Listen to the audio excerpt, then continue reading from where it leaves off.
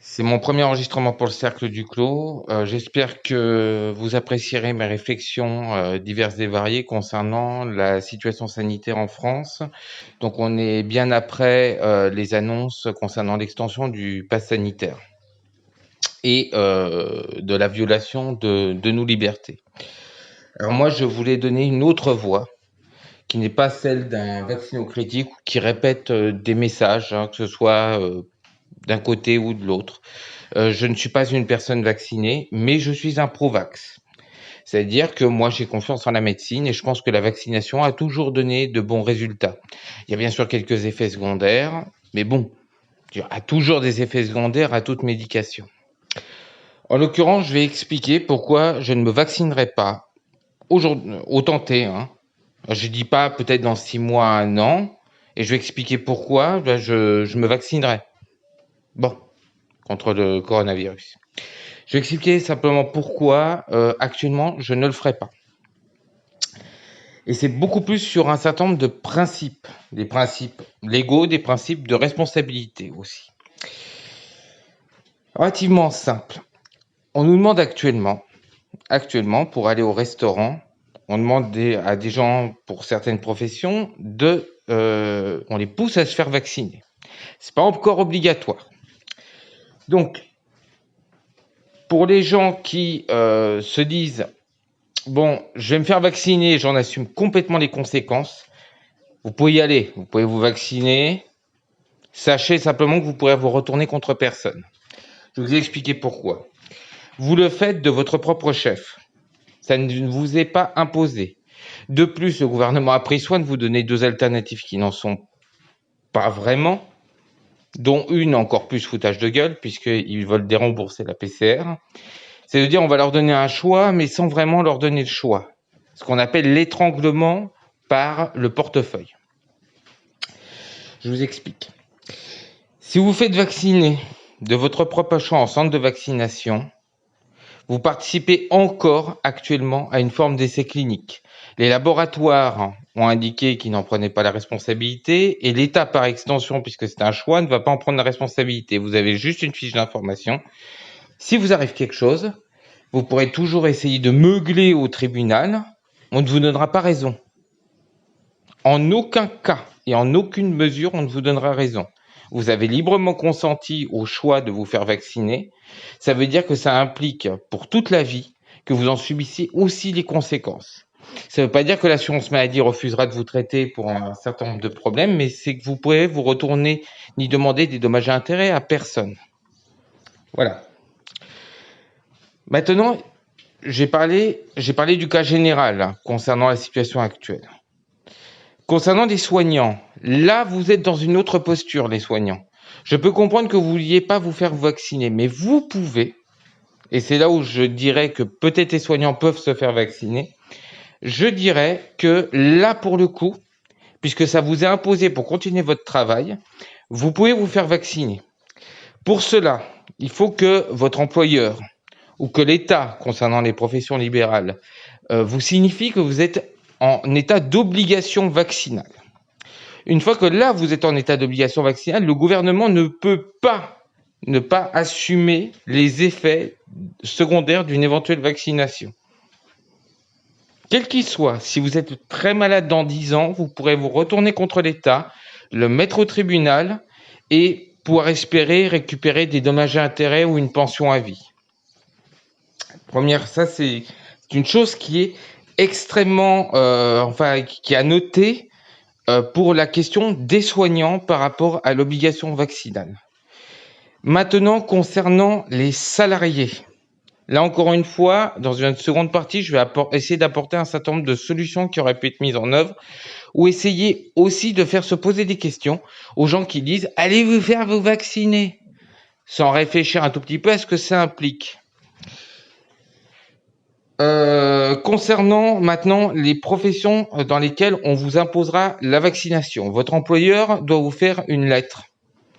Le plus légal, ce serait une lettre recommandée accusé-réception dans laquelle il vous indique, vous êtes dans une question d'obligation vaccinale, si vous voulez continuer à travailler dans mon entreprise, vous êtes obligé de vous faire vous vacciner.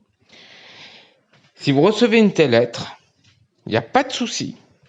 vous renvoyez une lettre recommandée, accusé-réception, indiquant que vous n'êtes pas dans un refus de cette vaccination, mais par contre, que du fait que tu es obligé pour poursuivre ton travail de te vacciner, tu signifies à ton employeur qu'il sera responsable, évidemment, puisque s'il y a des effets secondaires, s'il y a des problèmes, il t'impose une médication, il en prend à ce moment-là l'entière responsabilité.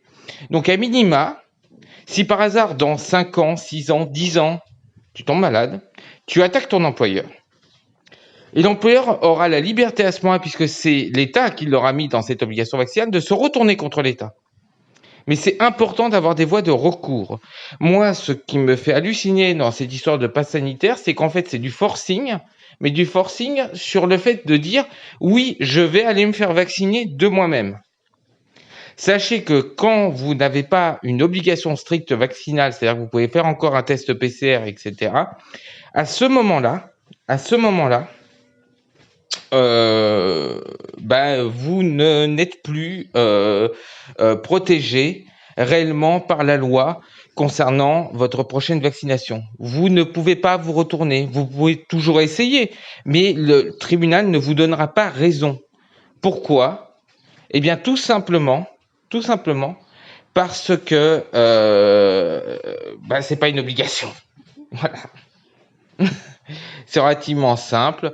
C'est comme si vous signiez un contrat d'expérimentation par rapport à ces vaccins.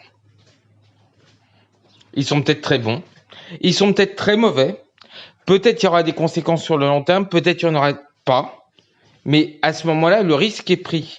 Et vous n'avez à ce moment-là que très peu, voire aucune voie de recours. Maintenant, quelle aurait pu être la solution pour tous ? Ça aurait été que le gouvernement dise on met l'obligation vaccinale en place. Mais à ce moment-là, il contredisait aux règles européennes d'une résolution. Bon, il faudra que je mettrai le numéro de la résolution dans la description de la vidéo. Mais cette résolution, en fait, elle est plus que maligne. C'est-à-dire que dans cette résolution, on dit la vaccination doit se faire au libre choix de celui qui va se faire vacciner. Il ne doit pas être fait pression sur lui, etc. Sur ça, la France est en faute. Mais alors à ce moment-là, on comprend parfaitement pourquoi il y a eu une telle résolution. Comme personne n'admet en fait sa responsabilité dans l'histoire, on ne peut pas vraiment contraindre une personne dans ce cas-là, d'une quelconque manière que ce soit, de se faire vacciner. S'il y a contrainte, à ce moment-là, il y a prise de responsabilité. Donc, quand on vous dit au restaurant, il faudra faire un test PCR ou la vaccination ou avoir un certificat médical disant que vous avez été infecté depuis moins de 6 mois au coronavirus et que vous avez été guéri, sans avoir ces 3 possibilités, vous pouvez pas rentrer dans les restaurants, etc., etc., etc. Mais si vous en remplissez au moins une qui soit différente de la vaccination, à ce moment-là, vous pouvez rentrer. Même si c'est dur. Et vous comprenez maintenant comment l'État peut se débarrasser à ce moment-là d'une mise au tribunal. On dira, oui, mais vous n'étiez pas obligé de vous faire vacciner. Là, le discours changera, évidemment. De façon à ce que l'État puisse se défendre contre une éventuelle mise en accusation commune de l'État concernant la vaccination. C'est-à-dire que l'État ne le fera pas. Il ne mettra pas en France cette obligation vaccinale parce qu'à ce moment-là, de facto, par la loi, toute obligation entraîne aussi à ce moment-là un certain nombre de conséquences. C'est-à-dire que celui qui oblige est obligé de prendre les responsabilités aussi de cette obligation. Donc ça, c'est bien signifié. Si l'État avait voulu jouer le jeu complètement, il aurait dit obligation vaccinale pour tout le monde. Obligation vaccinale pour tout le monde. Et s'il y a des problèmes, c'est nous qui gérons. S'il y a des problèmes, c'est nous qui gérons. À ce moment-là, les gens seraient allés se faire vacciner. Seconde chose, au moment où il y a eu des contrats de signés avec les acteurs de la vaccination, qu'est-ce qu'il aurait fallu faire ? C'était simple. Il aurait fallu dire, écoutez, vous voulez pas prendre vos responsabilités concernant vos vaccins ? Eh bien, dans ce cas-là, vous les prendrez quand même. C'est-à-dire qu'il aurait fallu édicter une loi qui obligeait tout acteur de devoir prendre ses responsabilités et d'avoir une responsabilité légale sur ses produits. C'est complètement fou quand un fabricant, même que ce soit de l'électroménager ou du pharmaceutique, amène un produit qui puisse dire je ne suis pas responsable. C'est pas jouable. À ce moment-là, il discrédite à ce moment-là son propre produit et sa garantie. Ça serait la même chose d'ailleurs dans tout domaine. Et pour ça, sur ce point-là, c'est complètement cinglé d'avoir laissé passer ça. Ils ne sont pas sûrs donc de leur produit. Donc comment imposer un produit dont même le fabricant n'est absolument pas sûr? Ça encore, ça c'est le second point. Le troisième point sur lequel on aurait pu faire quelque chose, c'était de permettre aussi des vaccins après négociation justement avec les pays, que ce soit la Russie, Cuba, je crois, est en train de mettre au point un vaccin. La France, je crois, est aussi en train de mettre au point un vaccin. Vous pouvez parfaitement amener votre vaccin en France, mais aux mêmes conditions que tous les autres. Maintenant, concernant ce qu'on appelle la partie complotiste, je pense que je ferai une seconde vidéo. Bon, là, vous avez que de l'audio, mais je ferai une seconde vidéo pour expliquer le seul vrai complot, en fait, qui existe. Et il a un nom. C'est celui du grand capital contre le prolétariat et les classes moyennes. Bon, ça fait à peu près 12 minutes là que je m'exprime là-dessus, mais je voulais vous donner déjà, avant d'expliquer un tout petit peu là où il pourrait y avoir un complot et là où il n'y en a sûrement pas, là où ça rapporte de l'argent et là où ça n'en rapporte pas, je voulais mettre au point, du point de vue légal, ce que vous pouvez faire et ce que vous ne pouvez pas faire, quel que soit ce que vous allez décider au final pour votre propre vie et votre propre corps. Si, une dernière chose. Moi, je demanderais aux gens qui sont en train de follier en disant aux gens qui sont soi-disant des anti-vax ou des vaccinocritiques concernant le coronavirus, de bien réfléchir à ce qui se passe actuellement. C'est pas rien, hein, ce qui est en train de se passer avec des privations de gens qui sont parfaitement honnêtes, hein, pour la majorité. Hein.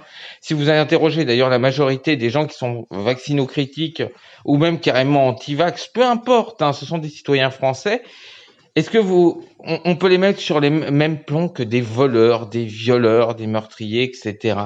Attention à ça, hein, parce que la majorité de ces gens, je suis sûr qu'ils ont un casier vierge, que c'est votre voisin qui ne vous a jamais posé de problème. Alors attention avec le fait de vouloir les priver d'un certain nombre de droits. Parce que si on va par là, il aurait été largement plus juste de mettre en place un pass sécuritaire avec un crédit social. Ah bah oui, tu as volé, tu as violé, tu as tué, tu baisses de crédit social, tu ne peux plus accéder à certaines structures, sauf à devoir payer réparation. Payer réparation, ça veut dire quoi? Ça veut dire faire du travail gratuit, faire du travail forcé, de façon à récupérer ton crédit social. Alors quand vous dites que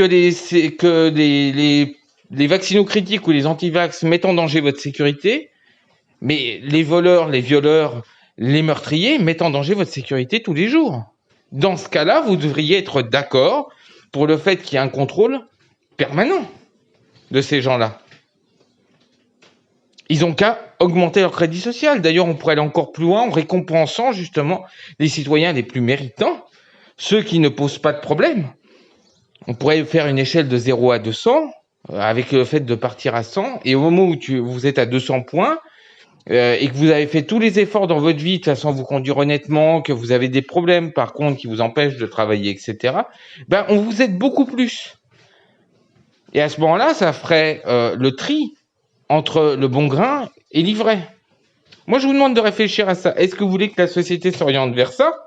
Et dans ce cas-là, oui, c'est cohérent, là, que vous gueuliez en disant « Oh là là, ces gens-là qui mettent en danger la sécurité ». Mais si vous êtes contre ce que je viens de dire, c'est que vous avez un problème, un grave problème.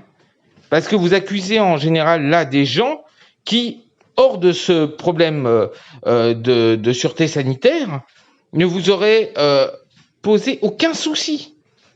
Donc réfléchissez bien à ce que je dis là. Et on se revoit pour une prochaine vidéo. Ciao!